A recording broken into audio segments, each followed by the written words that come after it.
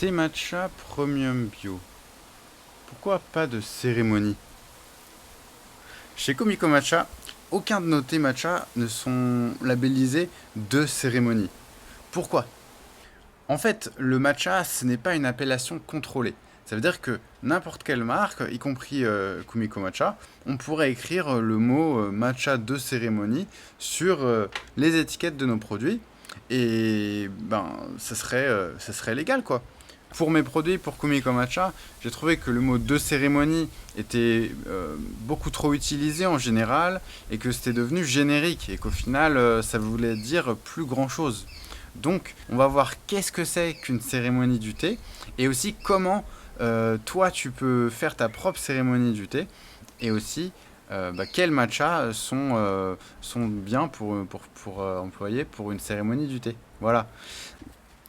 Du coup, chez Kumiko Matcha, tous nos matchas, à part le matcha de cuisine, sont utilisables pour ta propre cérémonie du thé ou pour même une vraie cérémonie formelle du thé à la japonaise. Oui, sauf le matcha de cuisine, parce que celui-là, il est plus utilisé pour faire la cuisine, faire des gâteaux, des pâtisseries, des plats sucrés, salés, etc. Mais pour une cérémonie du thé, je dirais qu'il n'est pas adapté. Par contre, tous nos autres matchas ont leur particularité, ont leur histoire, et donc sont utilisables pour une cérémonie du thé. Mais alors, qu'est-ce que c'est qu'une cérémonie du thé? En fait, au Japon, la cérémonie du thé, c'est un événement presque sacré, qui est très codifié, qui se passe dans un pavillon à thé. C'est comme une petite... Enfin, ça peut être une cabane en bambou spécifique, mais vraiment un espace dédié pour cet événement, cette de dégustation. Et ça peut durer d'1 heure à 6 heures. Donc ça dure vraiment, ça peut durer longtemps. Et puis, il y a un hôte, qui est généralement donc, le maître du thé, mais pas forcément, et qui va faire tout cet événement avec la préparation, plusieurs préparations de thé, et puis voilà, c'est tout un art en fait d'organiser une vraie cérémonie du thé au Japon.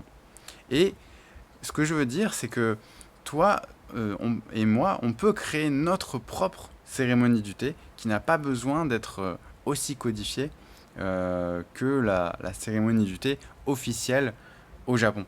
Alors, du coup, je t'invite dans ma propre cérémonie du thé et ma vision de comment créer ta cérémonie du thé et créer un moment, qu'il soit en solitaire ou partagé avec des amis ou des invités. Allez, allons-y.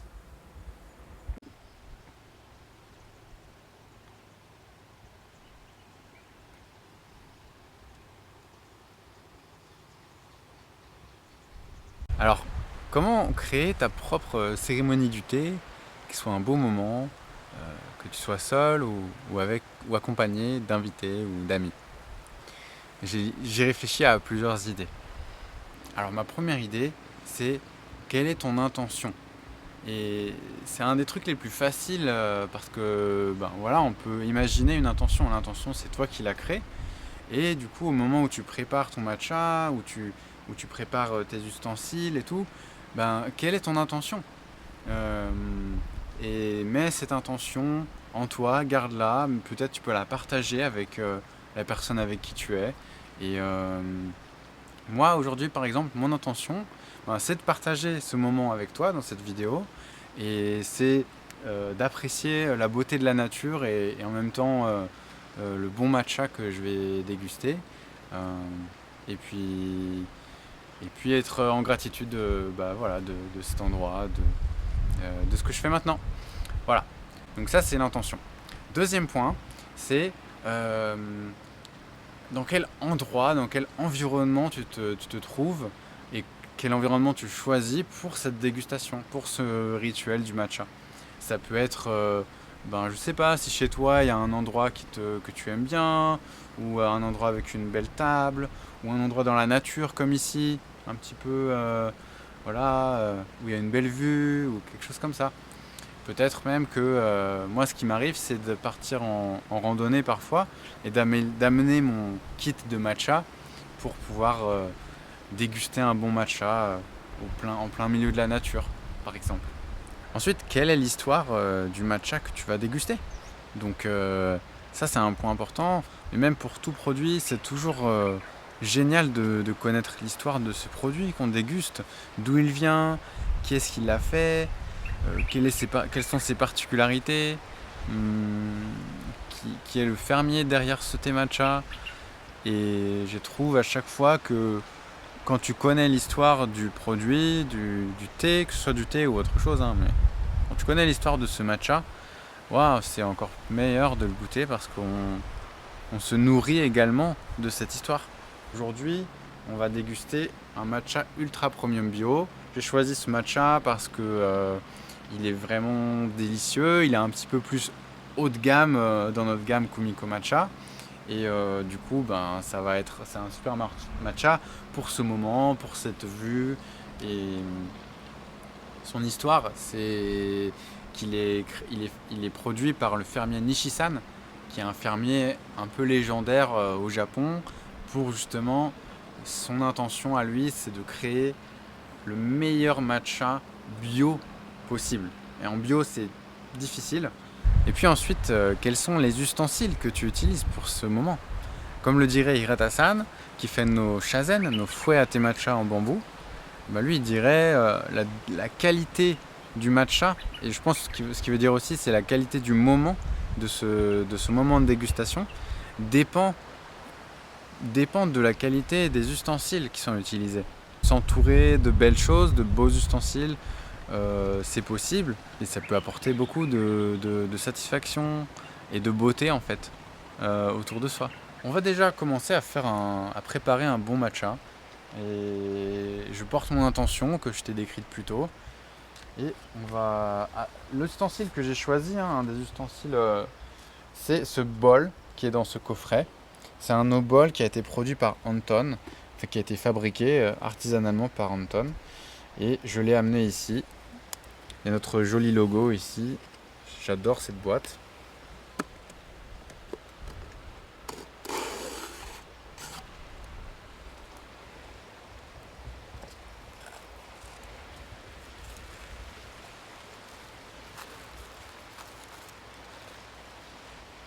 Oh, ça c'est le nom du bol.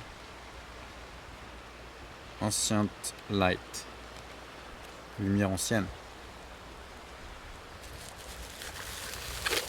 Je garde toujours le petit papier bulle pour protéger ce bol. Et voilà le beau bol de Anton. On va y faire un matcha.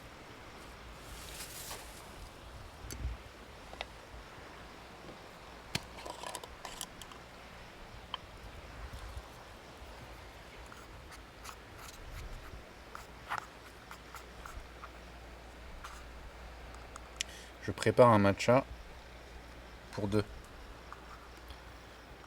personnes. Donc je dépose deux montagnes.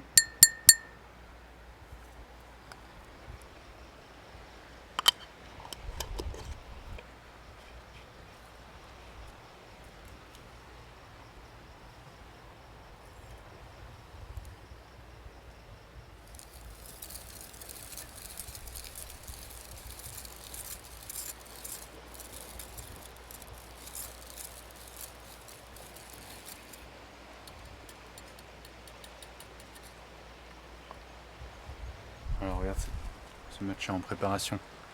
Un point important pour moi quand je prépare un matcha, c'est quel est mon état de conscience. Est-ce que tu peux réussir à être voilà, plus ancré, plus posé, peut-être avec des gestes un peu plus lents. Voilà, tu peux expérimenter avec ça. Euh, comment est-ce que tu qu'est-ce qui se passe dans ta tête parce que ça peut être une méditation cette préparation du matcha. Et la manière de le faire d'une manière méditative, ou pour moi ma manière en tout cas, c'est voilà, d'avoir des gestes plus lents, de profiter de regarder et d'utiliser mes cinq sens tout au long de cette préparation, et même pas que tout au long de ce moment avec la personne avec qui je suis, de prendre le temps de voir, de regarder, de sentir. Ce matcha sent trop bon. De sentir et voilà, le toucher. Moi j'adore toucher mon bol et le dessous du bol. De, de, et de prendre le temps voilà, de toucher, d'écouter aussi. Qu'est-ce qui se passe autour de moi? Ici, il y a les bruits de la nature, il y a les bruits de la mer. Et c'est ça qui peut rendre aussi ce moment encore plus spécial, encore plus beau.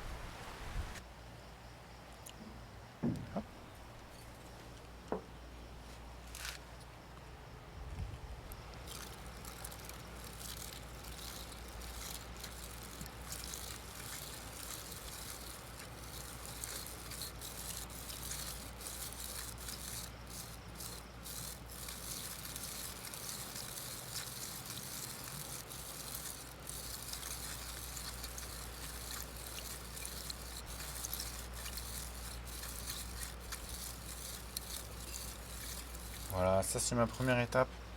C'est juste avec un peu d'eau froide. On atteint un liquide qui est homogène. Ensuite, on va ajouter l'eau chaude. Voilà, j'ai apporté mon ustensile à eau chaude. Hop. Voilà, pas trop d'eau, hein. Ça sert à rien de mettre trop d'eau.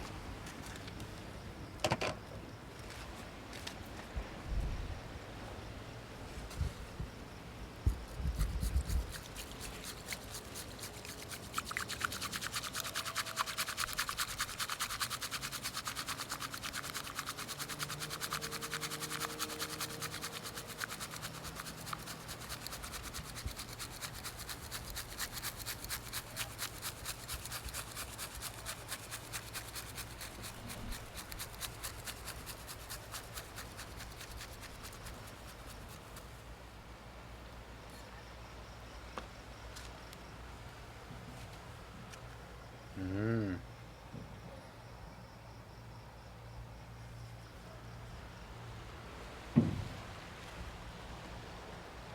Une autre idée, c'est quelque chose qui est sympa de faire en dégustation, c'est si tu veux déguster plusieurs matchas différents ou faire découvrir plusieurs matchas différents avec là où les personnes avec qui tu es ou juste pour soi en solitude.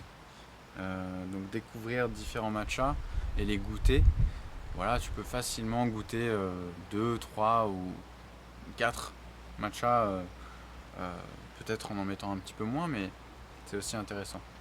Aujourd'hui, je vais me tenir à un seul matcha, c'est Ultra Premium Bio. Et je vais le goûter. Pour le goûter, il faut le goûter avec les 5 sens, pareil. Donc voilà, d'abord le sentir. Mmh. Mmh. Puis goûter. Mmh. Délicieux. Ensuite, j'en ai du coup déjà parlé, mais avec qui est-ce que tu es pour boire ce matcha? C'est génial de partager l'expérience du matcha avec quelqu'un d'autre, d'échanger sur cette dégustation, de parler, de raconter l'histoire du matcha et des ustensiles. Donc voilà, du coup là c'est ce qu'on va faire. Hmm. Goûte.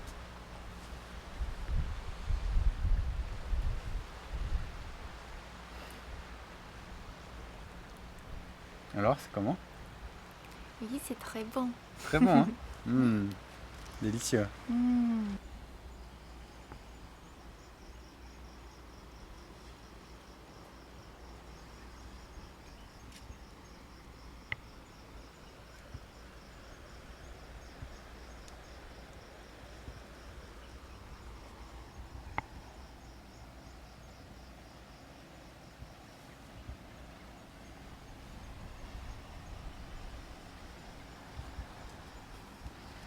Hmm.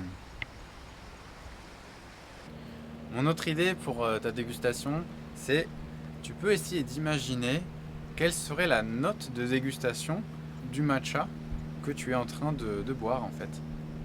Donc, la note de dégustation, c'est qu'est-ce que ce matcha il t'évoque en termes de saveur, en termes d'arôme et en termes de goût. Donc par exemple, je vais essayer avec ce matcha ultra premium bio. Hmm.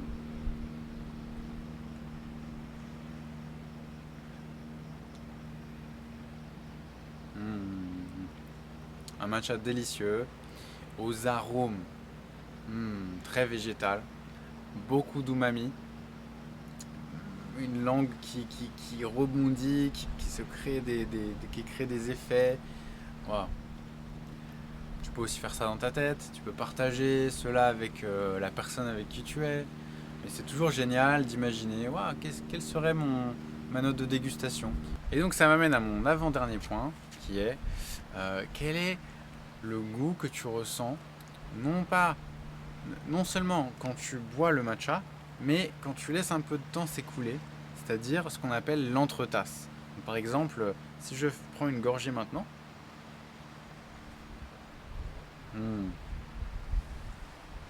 là je ressens le goût, je ressens du goût, mais si j'attends encore un petit peu, j'attends encore une minute par exemple, eh bien le goût il va évoluer dans la bouche et l'odorat il va changer et ça c'est ce qu'on appelle l'entretasse. L'entretasse c'est vraiment très très satisfaisant à apprécier avec le matcha parce que le goût change, la sensation change et donc c'est trop génial de ressentir cela. Voilà, c'est la fin de cette vidéo.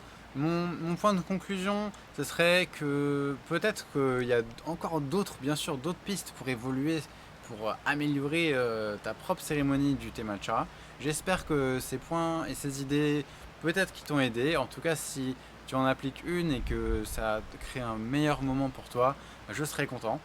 Euh, Peut-être ma dernière idée que je développerai pas dans cette vidéo, mais que j'ai fait dans une vidéo précédente, c'est la vidéo sur l'approche intégrale appliquée au thé matcha, c'est-à-dire quelle serait pour toi une cérémonie du matcha, un moment qui soit dans le beau, le bon et le vrai. Donc je te laisse découvrir cela dans le lien qui est dans la description sur ma vidéo sur ce sujet. Et dernier point pour finir, c'est par où commencer.